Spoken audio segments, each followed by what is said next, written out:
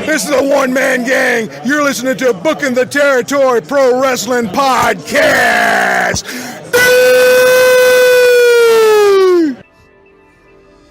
This is Booking the Territory, a pro wrestling podcast hosted by Mike Mills, Hard Body Harper from Wildcat Sports and Entertainment, and the mentally irregular Doc Turner.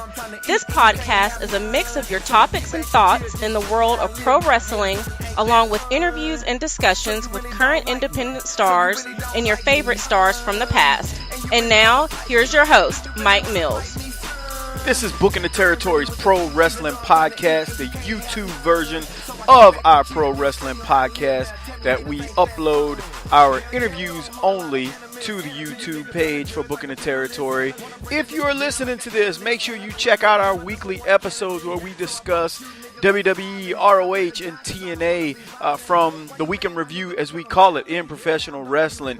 Usually each and every week we drop an episode along with the discussions like the one you're going to listen to with the Beer City Bruiser coming up in a minute.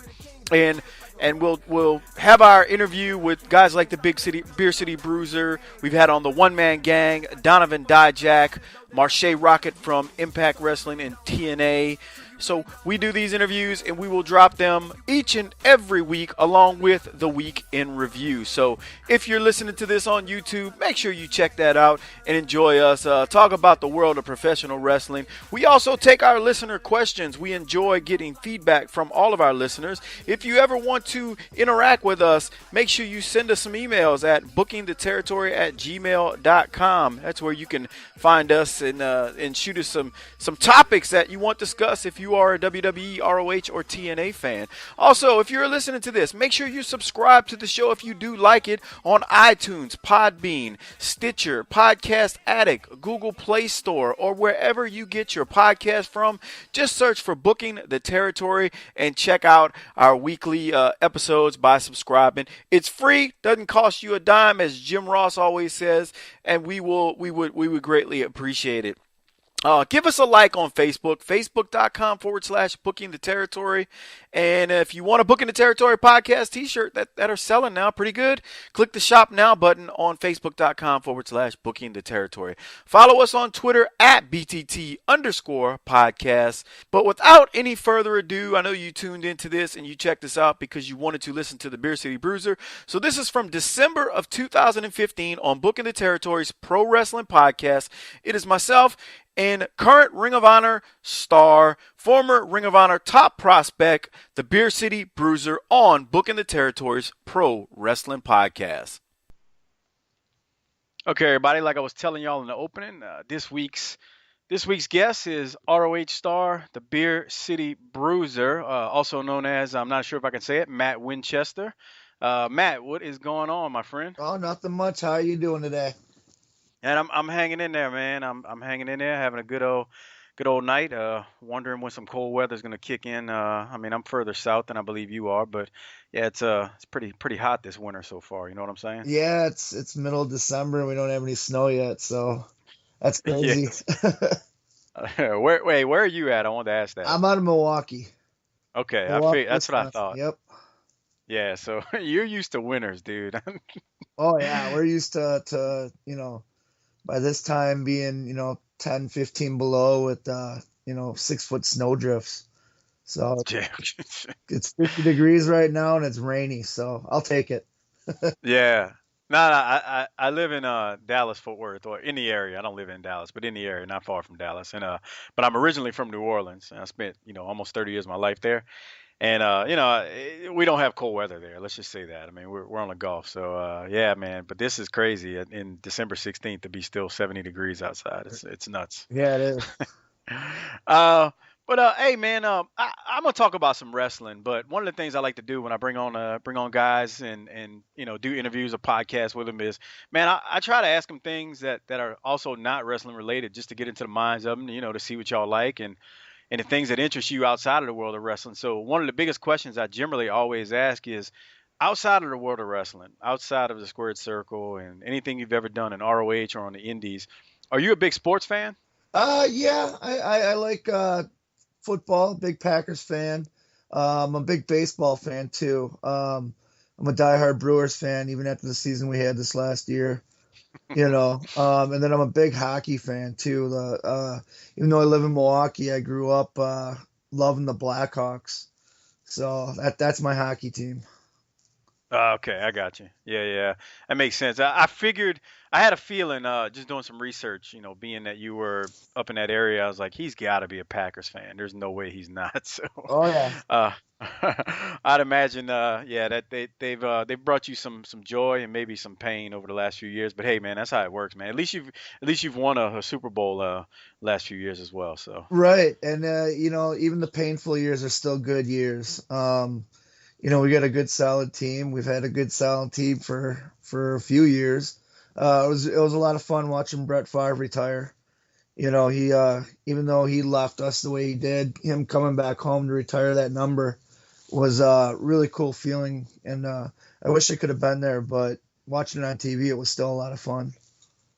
Yeah, man. I remember when it happened, when he retired, people were like, oh, they'll never embrace him when he goes back. I'm like, man, if you give it enough time, time heals some wounds. And although it wasn't a good split up back when they split, you got to figure, at some point that was going to happen, where he'd come back and everybody would embrace him. I mean, it wasn't the best situation the way he left. Not really, but at the end of the day, I mean, you saw the reception he got that Sunday night. Yeah, he's the only guy I know that can sell at Lambeau Field just to make an apology, Right. because he did that way before the season began. And then they It, announced on Thanksgiving they'd be retiring his number. So he came out, did the apology, and then they brought him back out later on Thanksgiving to retire the number. yeah. And it was really cool to see Bart Starr and Brett Favre, embrace. Bart Starr's another, legend here in the Wisconsin area, and he wasn't doing so well, but he said he'd be there, and to get that picture of the two, I mean, that's two great quarterbacks, Yeah. regardless of what fan you are, you still got to admit they're, two of the greatest quarterbacks that ever lived.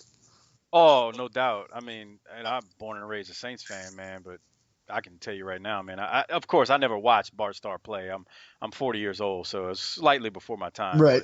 But yeah, I mean, I knew the name being a football fan. Bart Starr was Green Bay and NFL lore long long time ago. So Yeah. I agree, man. He's two of the greatest, and people call me a Patriots hater, but if you were to give me if you would ask me a couple of quarterbacks to pick to start a franchise with in their prime, I'd go with Aaron Rodgers. I'd probably go with Drew Brees.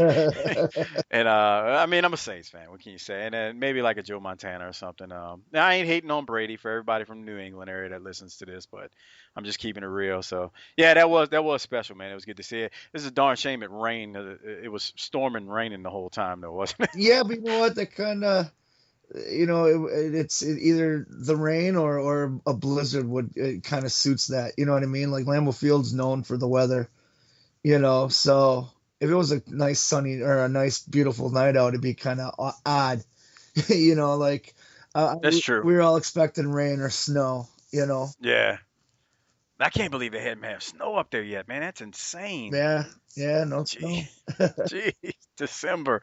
Um, Yeah. So, any other sports? I mean, you said hockey, you said baseball, man. You watch like college football or follow it as all? I know it's hard being a wrestler.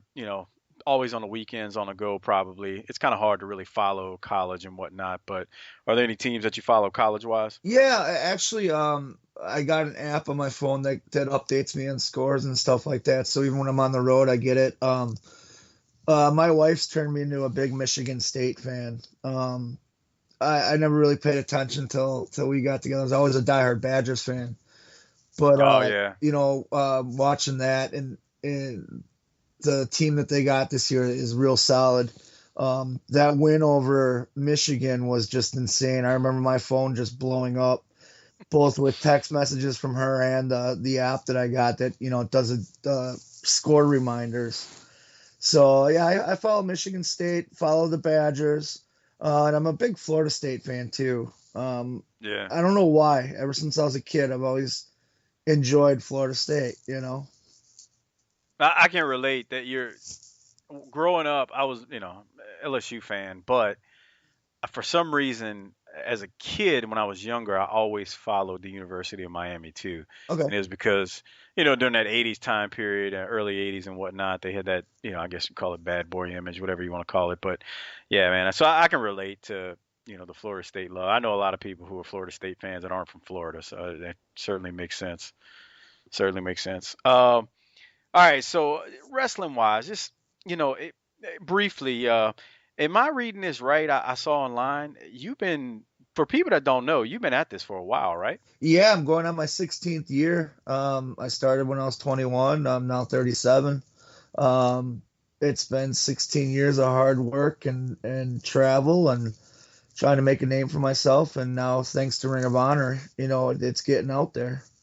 So, I respect that to the utmost. I didn't tell you this, but I actually worked the Indies, '96 through the early 2000s, okay. and yeah, and I always admire the guys who stick with it, work their tail off. I was fortunate. I had a really good job, Okay. really, really good job. So at the end of the day, the the money was great, and it's like you got to make a decision, and you're doing well in your career. So you kind of, I segued and stuck with it.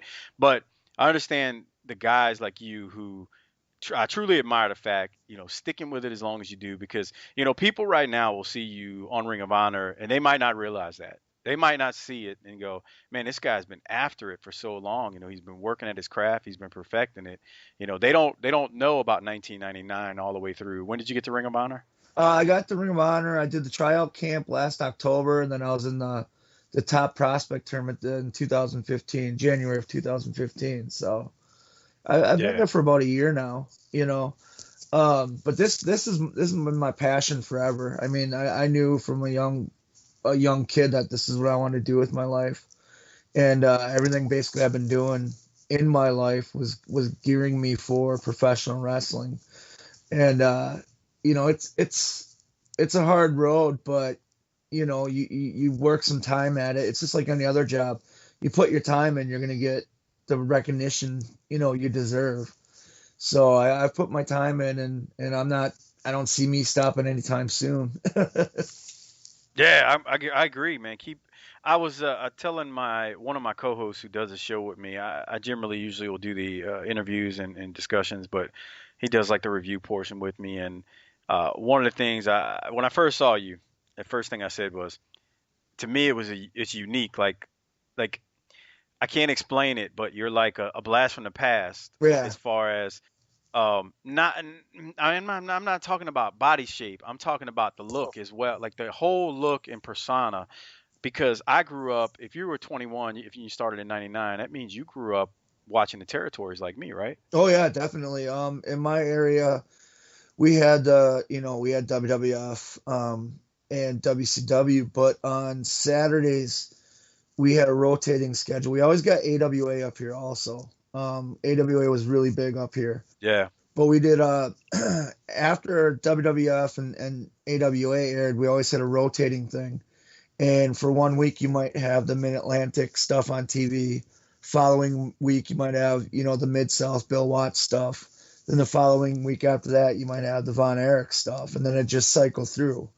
So I was very lucky as a kid. I got my WWF, I got the AWA, but then with that rotating schedule, or with the rotating of different promotions, I got to experience the Freebirds. I got to experience Bruiser Brody, Yeah. the Four Horsemen and all that. And it was, to me, it was Saturdays was, cartoons and wrestling. I mean, I lived by that. Yeah. That's actually cool, man, because like I growing up in New Orleans, we had Mid South, Yeah. and then on Sundays we got World Class with the Von Erichs, but that's all we got, man. I didn't get WWF, until probably like the mid '80s, and I'm born in '75, so I was 10 years old before I ever saw WWF. Right. AWA, I seem to remember when it was ESPN, but that was probably later on. But yeah, no, I asked you about that, about the whole territory days, because that's kind of what you do. Not that they had a guy like that in the territories, but that's just what it reminds me of. It's like an old school throwback, and it just it's a good look, a good a good deal that I think is very entertaining when I'm on it on TV.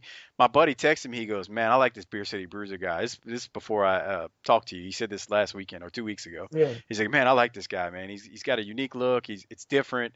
Um, and again, like I said, it reminds me of the territory days that we grew up watching, where you saw guys like that you didn't see, and it's not as bad now as it was probably. You remember like the late 90s and early 2000s, mid 2000s, everybody was jacked. Oh You know, yeah. everybody. Yeah. Yeah, I'm sure I know I was told a million times, yeah, you don't have the body for it. You know, like you're you're 5'8", 5'9", you're not, 240 pounds of jack muscle.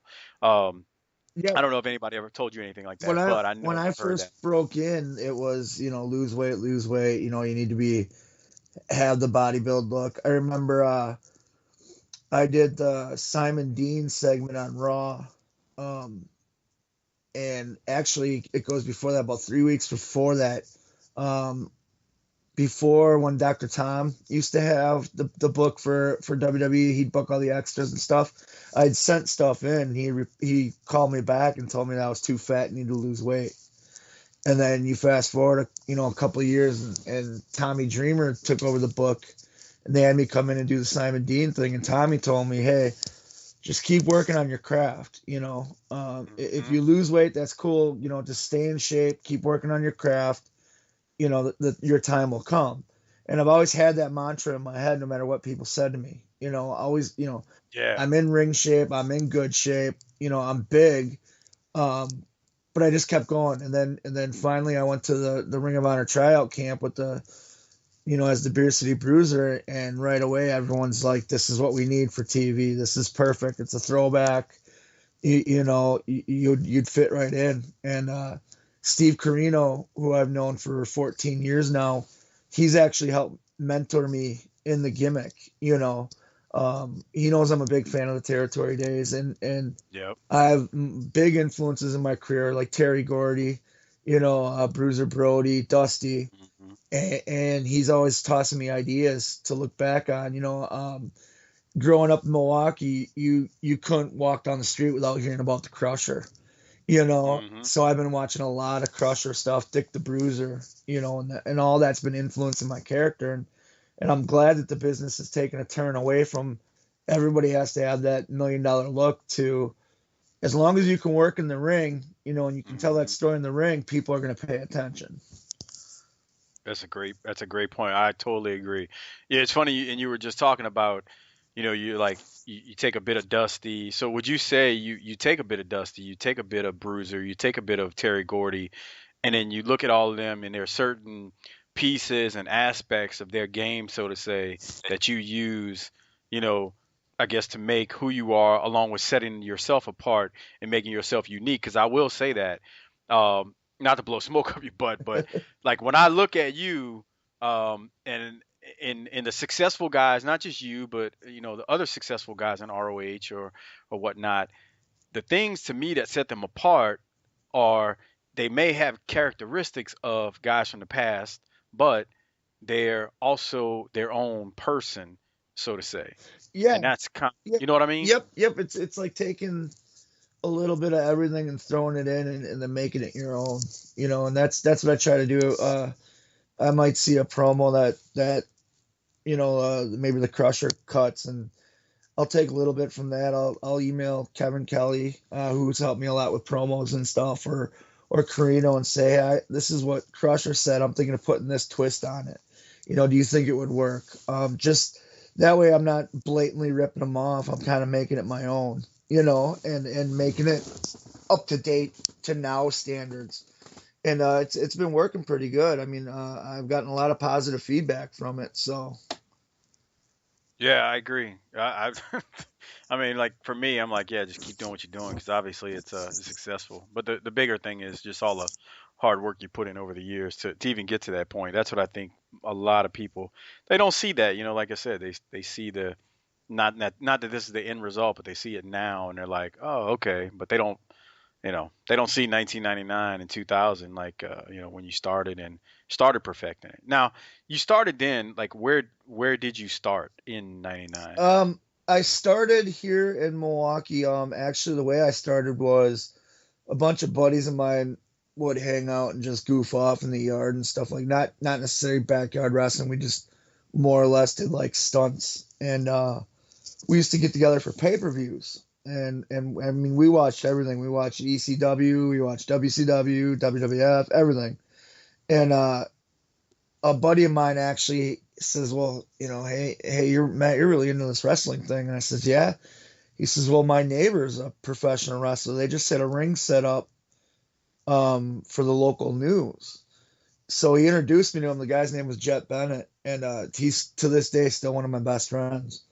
I went to his house, and he's like, "Hey, if you want to break in, and he gave me a list of schools to call.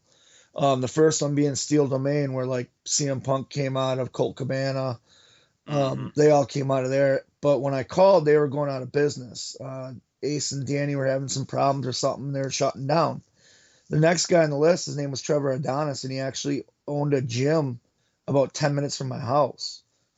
So I rolled into there, and he says, we have a show coming up at this place called Hog Alley in Delafield. Show up, bring $150, and we'll do a 2-hour, like a fantasy camp. And after you're all done, if you like it, I'll point you in the right direction to get training. So I figured, why not? I did it, and my 2-hour camp ended up lasting 4.5 hours.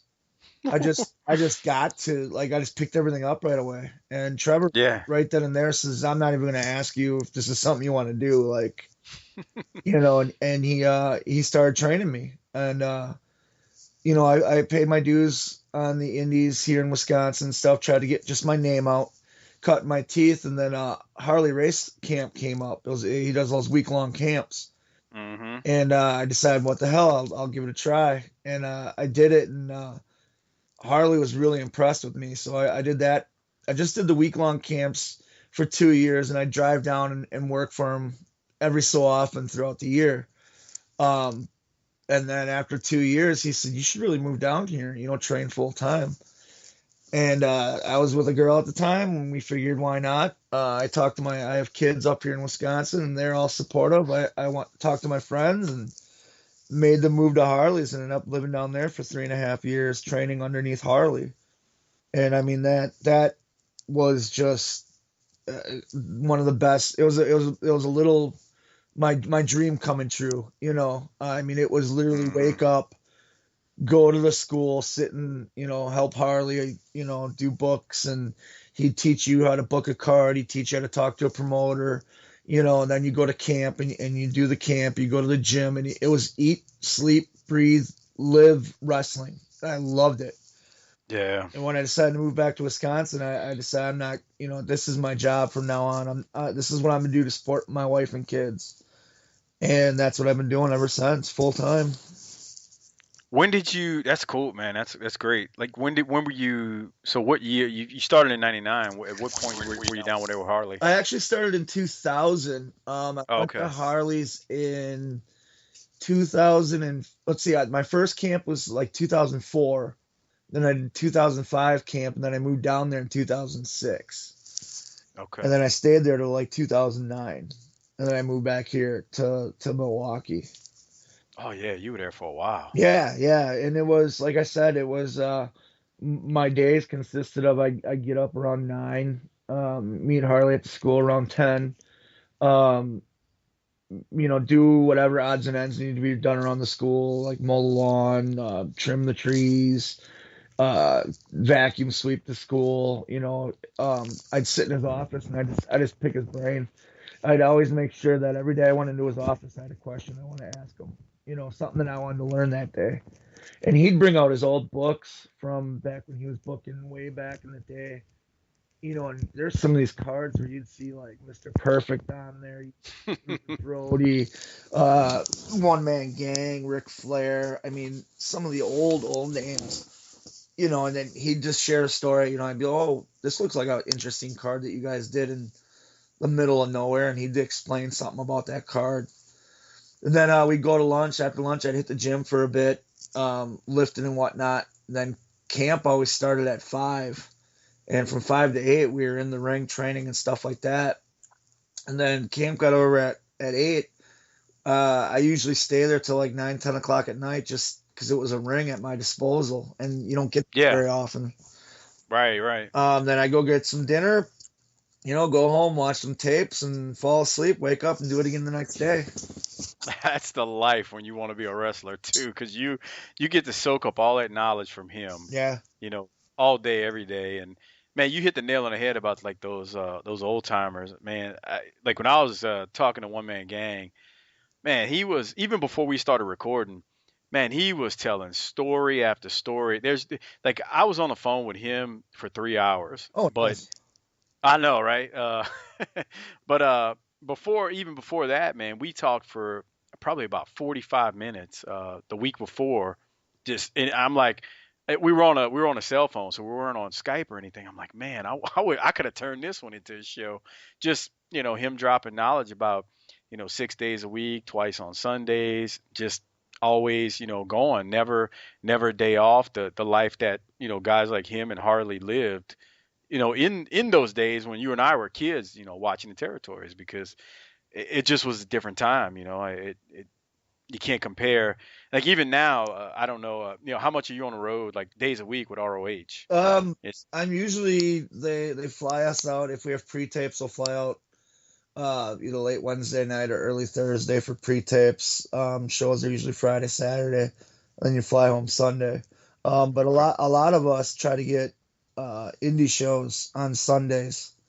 You know, Yeah. because that's how you Ring of Honor is real good money, but you can I'm always looking to make a little more money. So if I can catch an indie on the way back home, Oh heck yeah. and then summertime is real busy for me because up here in the Midwest, we got fairs and festivals and stuff like that. So I'm pretty much wrestling, Tuesday through Sunday, um, between Ring of Honor and the Indies through the summer, and it's how you make money.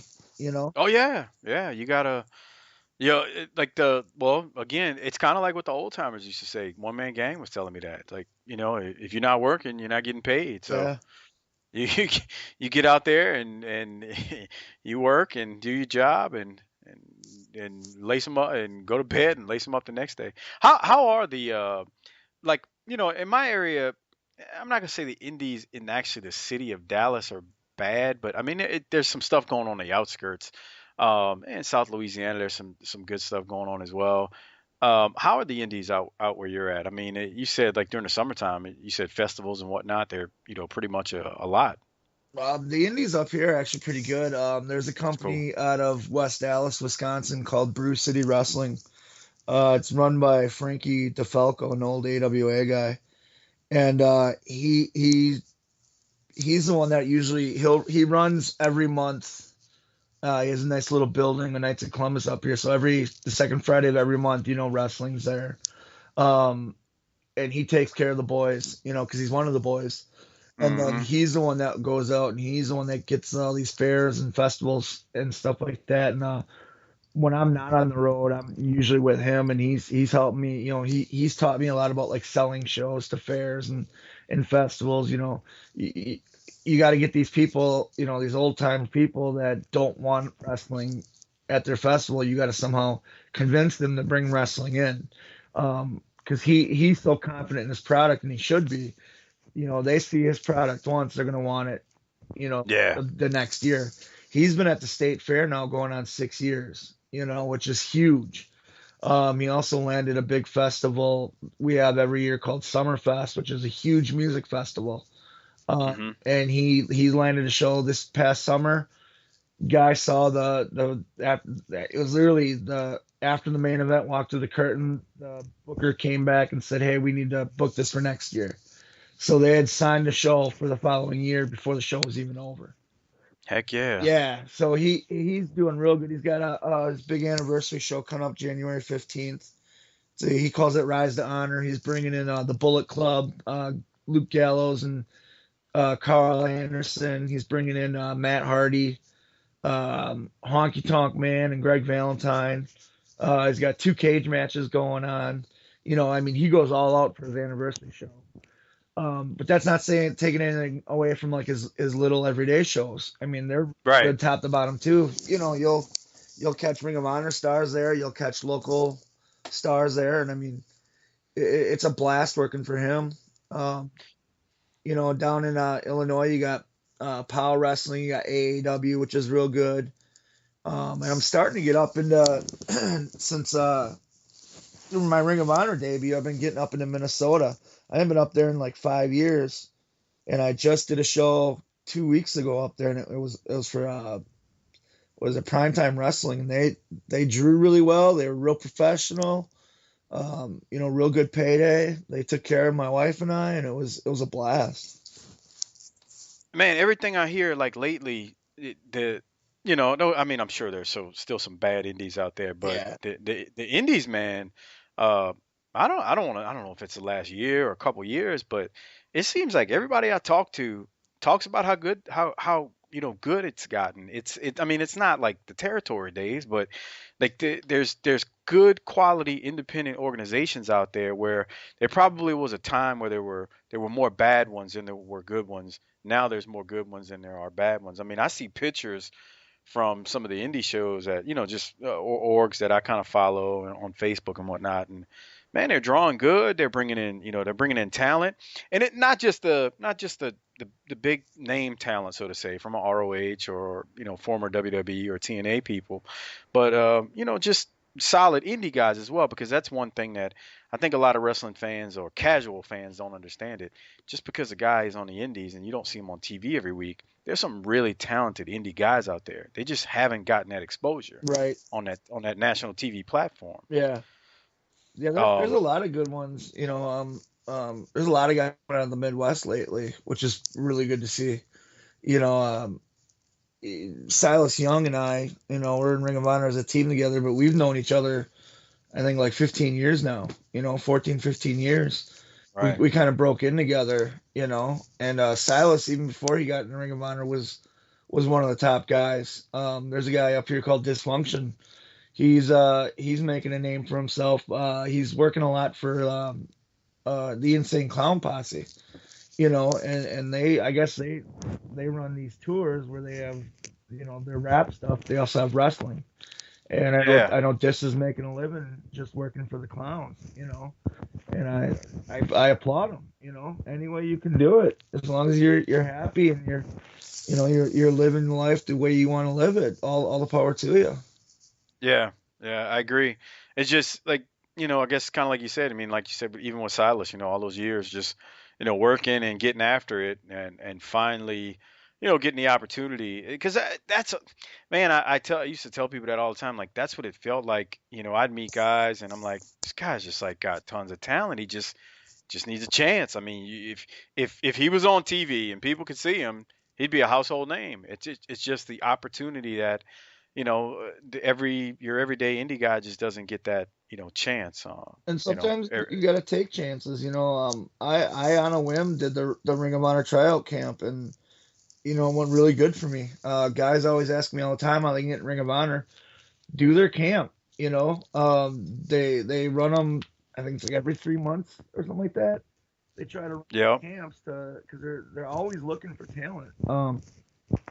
Delirious the Booker, he's got such an eye for talent. He's so good at it. And he'll tell you, they'll flat out, the best thing about their camp is they will tell you exactly what they're looking for. You'll learn something. You'll come out of that camp a better worker. Even if you don't land a spot with Ring of Honor, you'll be a better wrestler after the 2 days doing that camp. some somebody else I heard say that same exact. Well, I heard I think Donovan Dijak said that as well. He was talking about some people ask him how did they get with Ring of Honor, how did they get with Ring of Honor.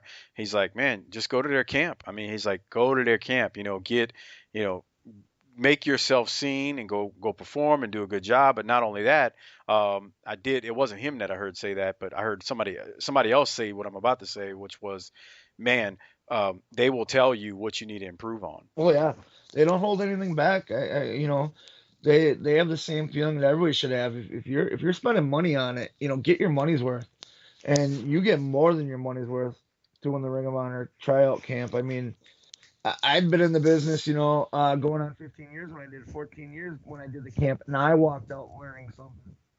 You know, um, the coaches they bring in, the trainers they bring in. Truth Martini's one of them. The Briscoe brothers.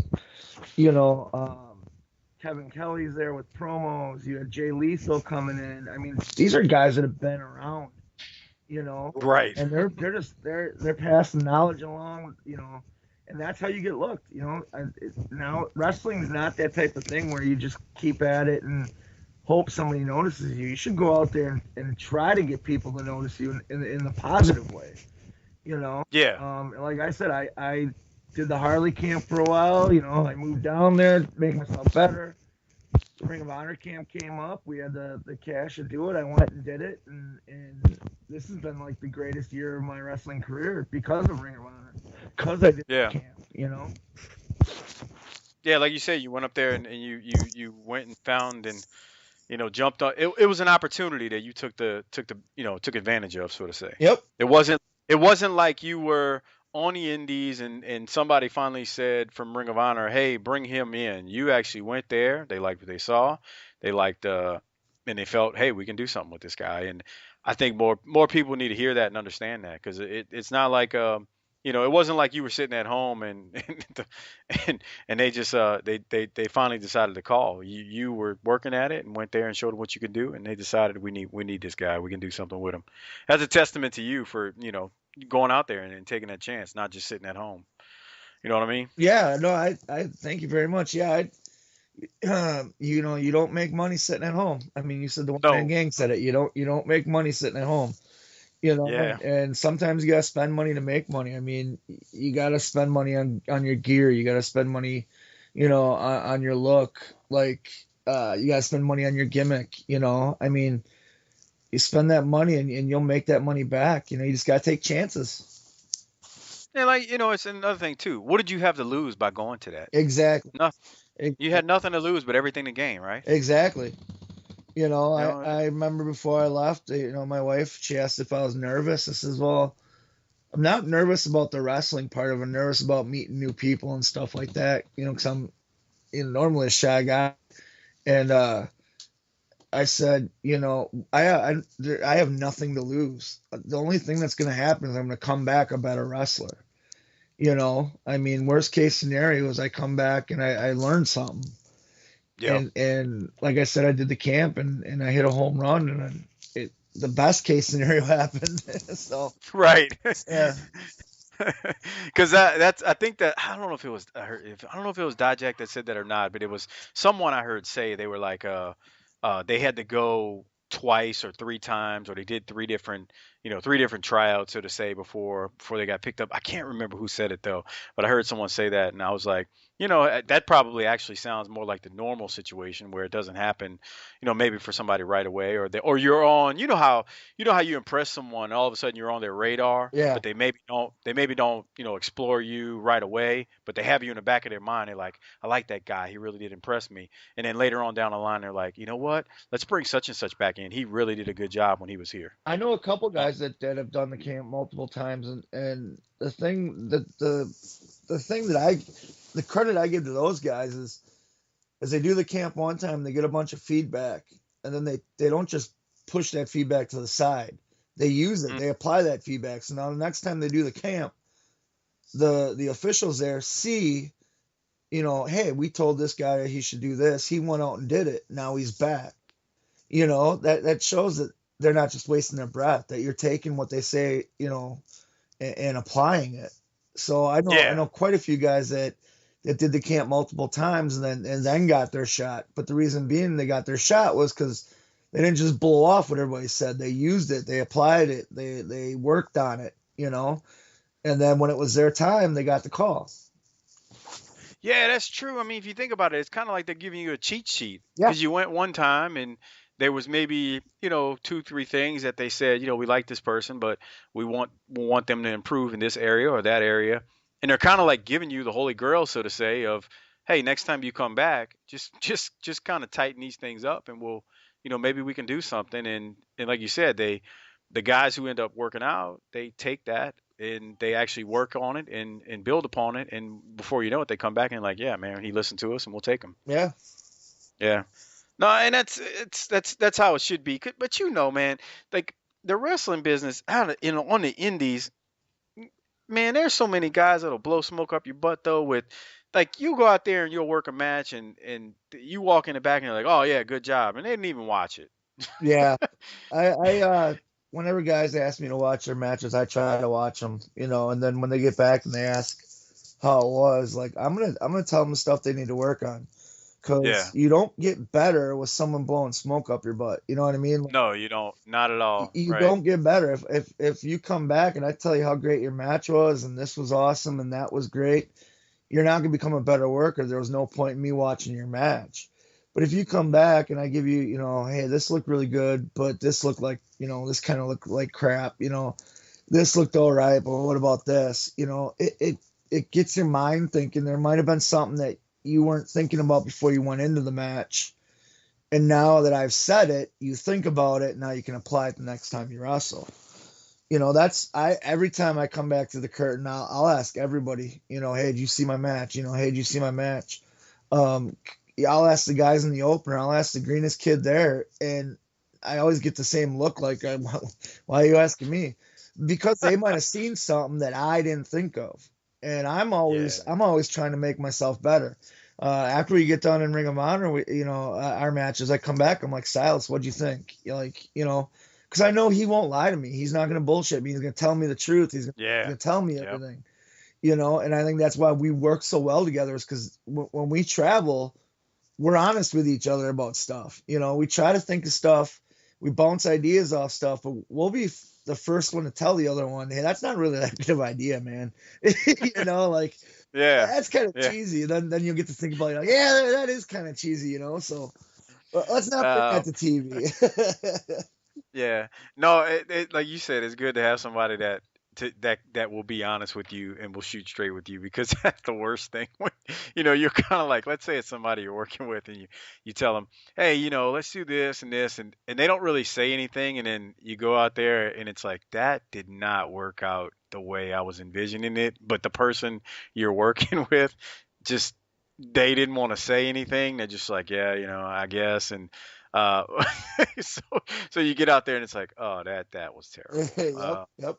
But you hit on a good point too, where it's like when you're out there, you can't always see, because things are moving so fast, what somebody else will see and go, man, at such and such a moment, why didn't you do this?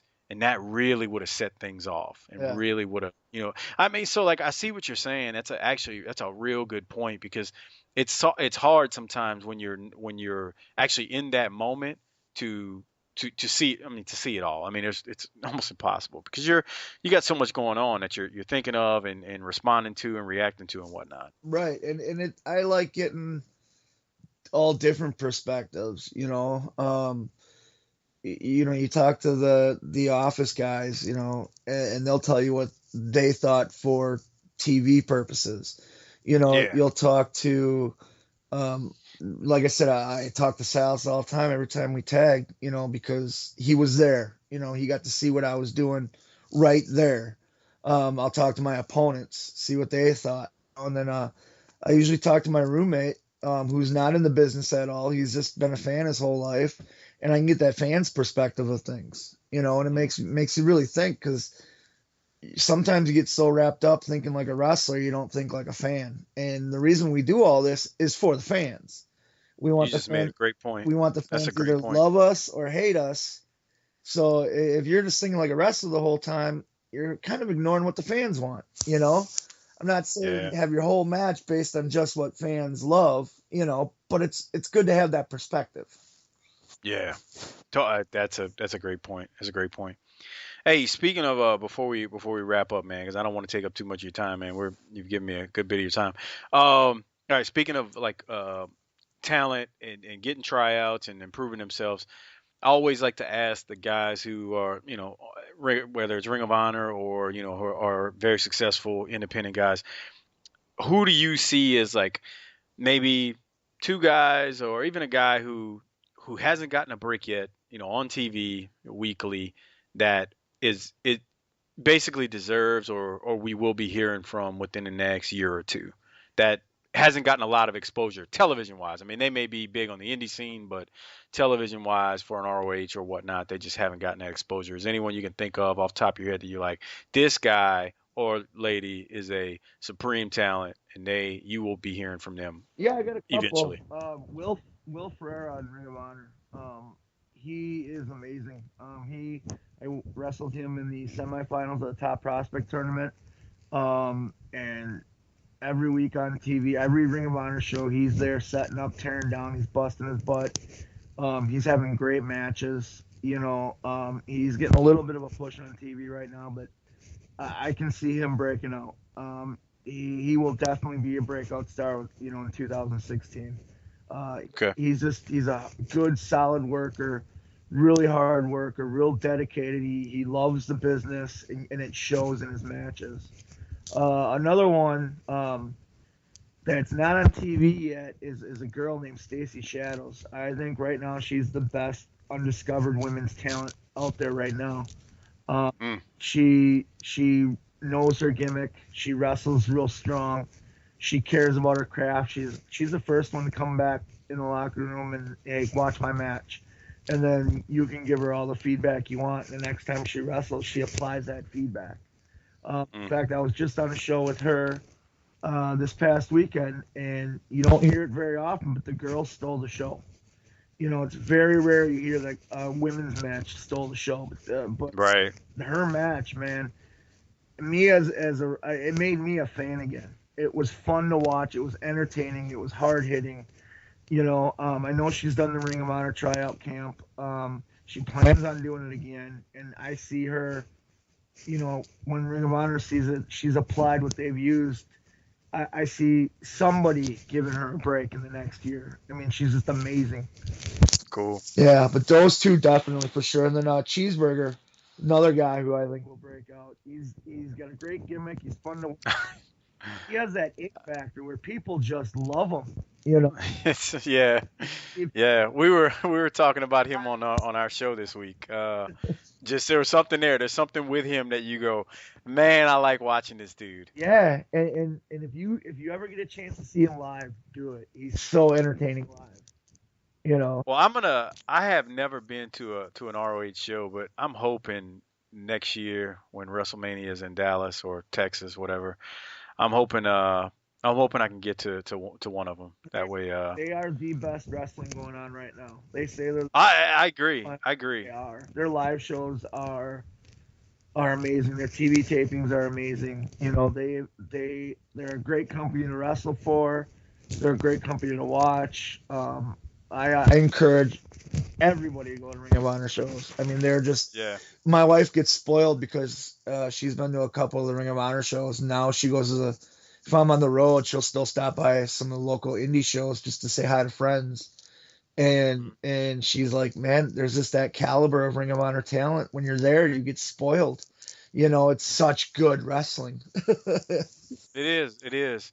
I was telling Donovan Dijak when I was talking to him that one of the things that sets it apart too is, although I'd love for you guys to have 2 hours of TV, just for the sheer fact that you get more exposure. The guys would get more because with a roster the size of yours, it's just you can't be on TV every week. Right. But one of the things I told him was about that 1 hour is, man, when I sit down for that 1 hour and I got it on a DVR and I'm going to watch it or try to catch it online, it's 1 hour of like really, really good wrestling and entertainment. Yeah. Whereas, and I'm not trying to knock WWE right now, but whereas with like a Monday Night Raw, I sit there for 3 hours and there's tons of lulls in the 3 hours. Whereas I don't get that with Ring of Honor, and I know that's not just because it's only 1 hour, because people I know that have seen Ring of Honor in person go, oh man, even the live show is just as entertaining. So yeah, and I think the 1 hour, what I like about the Ring of Honor TV is it's a throwback to the old territory days. Oh my God, have you heard my podcast before? I have said that 100 times. Like you watch it, and no, you don't get the same guys on TV all the time, and I think people like that. I think they tune in because they want to see Moose, they want to see the Beer City Bruiser, they want to see War Machine, and you don't always get it every episode, but you get it within a month. You know what I mean? So like, yeah, I think that's why I love this hour, the hour-long segment. I love the way that it's booked. It's a very old territory feel, and I think that's what Yes. wrestling needs nowadays is that old territory feel. Because you watch WWE right now, and you literally get the whole roster in the first hour. You know, what are you gonna do for 2 more hours? I just saw Dude, one. I say it right. I say it all the time. That you hit the nail on the head. It's like it's 3 hours long, and I have actually compared Ring of Honor to Mid South because that's what I grew up watching, Yeah. and it's got that look. When I see the presentation of it on TV, it's not real bright, but then again, it's not gloomy. Yep. It's that ring in that small arena or smaller building, but it's packed. The people are rabid and the product is 1 hour long, and I feel like I'm watching Mid South in the early '80s, sitting at home on a Saturday afternoon in my mom's house. And Mid South was a great comparison. I mean, you tuned into the hour-long Mid South because you wanted to see DiBiase, you wanted to see Junkyard Dog, There you Matt go. Bourne, and you didn't get them every week. They Nope, you sure didn't. they do, and what I like too is they do the recap when they started it. JR or whatever would do the recap of what happened at Yeah, live shows. So now you're watching even more because you want to see did Magnum TA retain the North American belt? Did JYD get the heavyweight? What's going on? And that's why I right. think Ring of Honor's hitting it on the head because they have that segment right in between, right in the middle of their show where they recap the live stuff. That's right. And, like I Yeah. said, and it's not just because I work for the company. I think I felt before I started working for them, Ring of Honor is the thing right now, and it's on fire, and it's the greatest wrestling you're gonna see. You'll get no argument from me. You'll get no argument from one of my co-hosts. He and I actually argue about a lot of stuff because he never has spent any time in the business at all, and he some of the stuff he says, I'm like, you have no clue. But one of the things that we both agree on is the whole presentation of Ring of Honor and the whole, it feels like a territory. It may not be the territories that you and I grew up watching, where they were on the road 6 and 7 days a week, but in its presentation of the way they book it's a territory, and that's the there's no other way to say it, and for me to rave about it as much as I do. And hey, the other thing about it, being that it's only an hour, it doesn't take me a whole night to get through. Oh yeah, yeah, You know what I mean? yeah, And I sit down and watch it, and without the commercials, 15 minutes, I'm done. yeah. It's that good, you Yeah, know. Yeah, and yeah, you watch it, and you can if you miss a couple weeks, you can watch them all right in a row. yeah, You don't get bored with it. yeah. I totally. You're right. You could binge watch. You can binge watch 3 episodes, which is almost a month of it, in less than 3 hours. And it takes me that much time to watch one week of, again, not trying to knock it, Raw. Yeah, exactly, exactly. Where I see, and you made a good point, like every week you don't see the same talent. So, JYD for a time, I mean, he was the hugest star in that territory, and I maybe got to see him once every 3 weeks. Yeah, So he wasn't overexposed. exactly. You know what I mean? So, yeah, that's a great point you make. Well, hey Matt, I don't want to keep you too much longer, man. I'm gonna wrap this thing up. So, before I do so, go ahead and I don't know if you got a Facebook page. I know you're on Twitter because that's how we connected. So, Yep. go ahead and plug your Twitter and Facebook if you'd like. My Twitter's at BCB Winchester. My Facebook, I can be found as Matt Winchester. I also have a fan page. It's called The Bruisers. It's a collective group of us are called The Bruisers. And that's our little fan page. You can get updates on my Facebook page, on my Twitter, on the fan page. I'm also on YouTube. Just look me up. Look up Beer City Bruiser or Ring of Honor's Beer City Bruiser, and I'm there. Cool, man. Well, And then Matt, hang tight real. anybody Oh, go ahead. wants my merchandise, you can go to prowrestlingtees.com/Beer City Bruiser. I got a couple shirt designs up there, and I got some more in the works. So go buy my shirts. Y'all heard that? Go buy his shirts, man. He's an up and coming person. He's been doing this for a while, but He's finally got his name out there with ROH, and he's going to do some good things. And even if you're a young listener of the show and don't know anything about the territories, I'm telling you, if you tuned in to some old Mid South or you pulled up some stuff on the network, trust me, what ROH does and what Beer City Bruiser does is it's going to remind you of the old days, and you'll see what we're talking about. Trust me on that one. Yes. But Matt, hang tight. Well, I'm gonna stop this thing, but that's gonna wrap things up this week, fans. Hang tight while I throw it over to the closing segment of the show. All right, y'all, that's going to wrap up my discussion with the Beer City Bruiser on the YouTube version of Booking the Territories Pro Wrestling Podcast.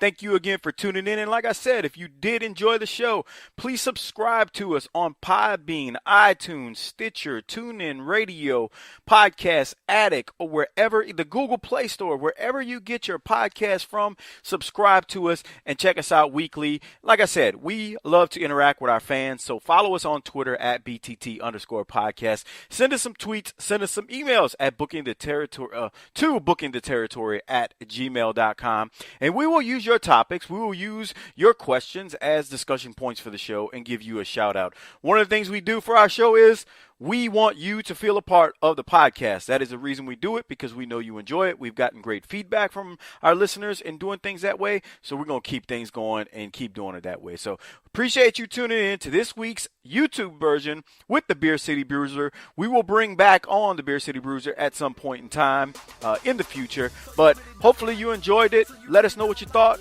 Hit the like button, send us some comments, send us some thoughts on what you think, and like I said, make sure you subscribe to the show. That way you get our weekly episodes. It'll help us out. And then share the word, retweet it, share it, repost it on Facebook, whatever you want to call it, and we appreciate it. Thank you very much.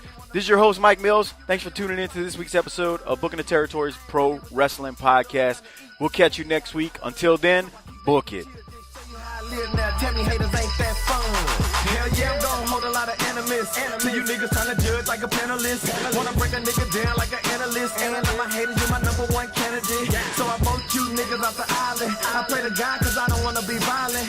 Why you mad, my nigga? Because I'm styling. And now I'm dogging you haters, but I ain't growling. Whoop. Horsing around, get hit with a hook. Smart ass niggas get hit with a book. Bad little boys get hit with the look. When you playing with a king, don't shift like a rook. I do what I did cause I can. And stopped it because of my family's demand. You hear what I'm saying? So since I did it for the fans, just know that I'll do it again. So you really don't like me. So you really don't like me, and you really wanna fight me. Do you really wanna fight me, son? I ain't really with the beat, even though I'm trying to eat and you can't have none. So I keep back and chill, just show you how I live now. Haters tell me ain't that fun. So you really don't like me.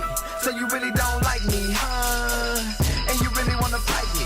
Do you really wanna fight me, son? That's what they say. I ain't really with the beat, even though I'm trying to eat and you can't have none. So I keep back and chill, just show you how I live now. Tell me haters ain't that fun.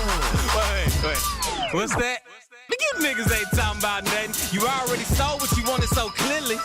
You niggas ain't talking about money. Man, I hate Jay Clay. Well, I'm right here, dude. A nigga ain't talking about running. Your problems can be solved on that roof. But you niggas ain't talking about jumping. So watch me get like a baseball player. Cause I spit like a baseball player. I hit like a baseball player. Nigga, I rich like a baseball player. Yeah, well, it's getting there. There's not a doubt in my mind that you're sitting there. Watching my grind from your kitchen chair. Looking all side-eye like a chicken scare. Bacardi, drinking Bacardi. Blame it on the alcohol. Nah, blame it on Baldy. Sure, your demise is probably my fault. My fault. That you get disrespected like a cop car. Nigga, this first like a art bark. Y'all can all just kiss my dark spot. One tone. So you really don't like me. So you really don't like me, and you really wanna fight me.